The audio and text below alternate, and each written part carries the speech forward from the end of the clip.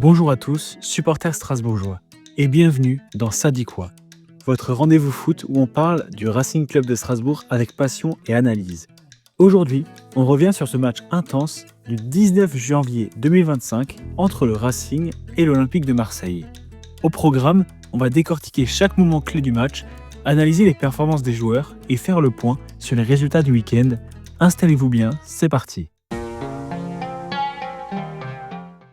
Comme souvent cette saison, le Racing s'est présenté dans son dispositif habituel en 4-2-3-1.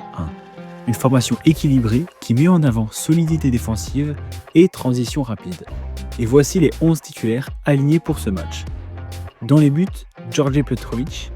Une défense à 4 avec Guéladoué, Ismaël Doucouré, Mamadou Sarr et Abdoul Ouattara. A noter l'absence de Diego Moreira, remplacé par Abdoul Ouattara sur le flanc gauche.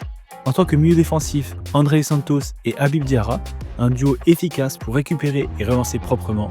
Les milieux offensifs seront Dylan Bakwa, Félix Le Maréchal et Sébastien Nanassi. Ces joueurs apportent de la créativité et du dynamisme dans les offensives. Et l'attaquant de pointe est Emmanuel Emega, un attaquant explosif et redoutable devant le but, notamment en 2025. Avec cette composition, l'objectif de Liam Rosseignor est clair. Rester solide défensivement, tout en exploitant les opportunités de contre-attaque. Une stratégie qui a rapidement porté ses fruits. Et dès les premières minutes, le ton est donné. Marseille tente d'imposer son rythme, mais le Racing affiche une organisation défensive impeccable. Mamadou Sarr se met en évidence dès la 6e minute en contrant une frappe dangereuse de Mason Greenwood à l'entrée de la surface. Le Racing commence à se montrer menaçant à la 16e minute. Ismaël Doucouré, dans une montée audacieuse, élimine la première ligne adverse avant de chercher Dylan Bakwa en profondeur. Les brassiers anticipent bien et coupent l'action. Et le tournant arrive à la 23e minute. André Santos délivre une passe parfaite pour Emmanuel Emega, qui effectue un double appel et se retrouve seul face à Rouli. D'un piqué magnifique, il donne l'avantage au Racing. Le Racing mène 1-0 grâce à une action d'école. Et les Strasbourgeois restent dangereux en contre. À la 31e minute, Ouattara déborde côté gauche et trouve Nanassi, qui centre en retrait pour Emega. Mais Balerdi sauve son équipe in extremis. Marseille pousse en fin de mi-temps, notamment avec une frappe puissante de Luis Enrique qui frôle la lucarne à la 42e minute. Mais Strasbourg conserve son avantage à la pause grâce à une prestation collective très solide. La seconde période commence avec deux changements côté marseillais. Lirola et Vaz remplacent Cornelius et Mopé, injectant du dynamisme dans le jeu phocéen. Et dès la 47e minute, Greenwood manque une grosse occasion. Bien servi par Enrique, il élimine Doucouré d'un crochet extérieur, mais sa frappe enroulée file à côté. Marseille domine la possession, mais Strasbourg reste compact. Enrique touche le poteau à la 64e minute, après un raid côté droit, une première alerte sérieuse pour le Racing. Quelques instants plus tard, Santos commet une faute sur Vaz dans la surface, offrant un pénalty à l'OM. Greenwood transforme sans trembler à la 68e minute, ramenant les deux équipes à égalité. Et Strasbourg réagit immédiatement. À la 71e minute, Emega, lancé par Nanassi, pique son ballon devant Rouli, mais le poteau sauve Marseille. Quelques minutes plus tard, Guéladoué tente sa chance à bout portant, mais Rouli repose avec autorité. En fin de match, Vaz manque une énorme opportunité pour Marseille, envoyant sa volée au-dessus alors qu'il était seul aux 5 mètres. Les deux équipes se quittent sur un nul 1-1, un résultat logique compte tenu de la physionomie du match. Après 90 minutes intenses au Vélodrome, le Racing repart avec un point précieux. Ce match nul reflète bien la combativité de l'équipe face à une formation marseillaise ambitieuse.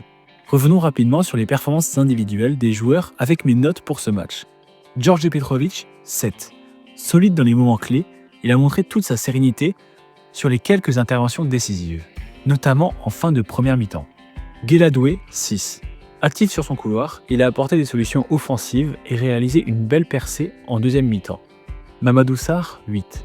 Le patron de la défense dans ce match, présent dans les duels, décisif à plusieurs reprises pour couper des actions dangereuses et toujours combatif. Ismaël Doucouré, 6. Solide malgré une petite frayeur en début de seconde période face à Greenwood, il s'est bien repris et a contribué à tenir la défense malgré sa petite erreur qui coûte le penalty pour Marseille. Abdoul Ouattara, 7. Titulaire surprise en l'absence de Diego Moreira, il a été performant, montrant de belles qualités de percussion et une bonne lecture du jeu. André Santos, 7. Son rôle au milieu a été crucial, c'est lui qui offre l'ouverture décisive à Emega pour le but, malgré une erreur qui coûte un penalty. Habib Diarra, 7. Toujours précieux dans l'entrejeu, il a fait le lien entre la défense et l'attaque avec calme et efficacité. Dylan Bakwa, 6. Match assez compliqué pour lui, actif mais souvent isolé, et a eu du mal à peser sur le jeu offensif. Félix Le Maréchal, 8. Véritable métronome au milieu, il a brillé par sa vision de jeu et son activité, même défensive, ce qui manquait un peu au début, une prestation remarquable. Sébastien Anassi, 6. Quelques fulgurances sur son aile et une passe clé pour Emega en seconde période, mais un impact s'est limité dans l'ensemble. Emmanuel Emega, 8. Le meilleur homme offensif du Racing, son but est un chef-d'œuvre de placement et de finition, et il a failli inscrire un doublé sans ce poteau malheureux. Il a vraiment fait passer Balerdi pour son petit sur ce match. Et enfin, l'entraîneur, Liam Rosseignor, 8. Son plan de jeu était clair et bien exécuté. Le Racing a su rester compact, opportuniste et solide face à la pression marseillaise. Une belle performance tactique qui continue de donner des résultats positifs. Et voici les résultats des autres matchs de cette journée de Ligue 1. Montpellier gagne 2-1 face à Monaco. Le LOSC gagne 2-1 face à Nice. Lens perd 2-1 face au Paris Saint-Germain. Même score entre Rennes et Brest. Match nul 0-0 entre Lyon et Toulouse. Et encore 2 matchs nuls 1-1 entre l'AS Saint-Etienne et Nantes. Et Reims face au Havre. Angers a réussi à battre Auxerre 2-0 sur son terrain. Avec ce match nul face à Marseille, le Racing est désormais 10e au classement avec 24 points. Et désormais, voici la petite surprise, une petite compilation des erreurs d'arbitrage en faveur de l'OM sur ce match, pour montrer aux Marseillais que tous les clubs peuvent râler sur l'arbitrage. Donc n'hésitez pas à partager cette compilation à votre Marseillais préféré. Allez, c'est parti!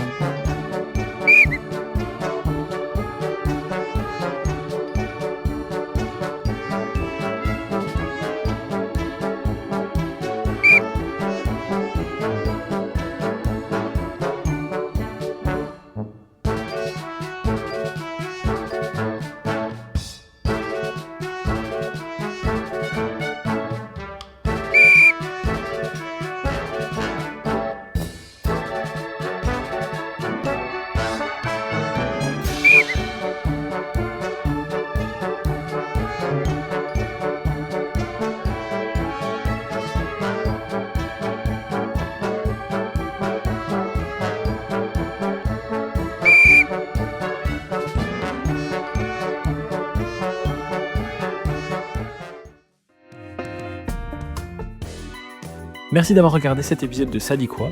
Le Racing a montré une nouvelle fois sa résilience face à un adversaire redoutable. Continuez de soutenir l'équipe et partagez vos impressions dans les commentaires. On se retrouve très bientôt pour un nouvel épisode et comme toujours, allez Racing!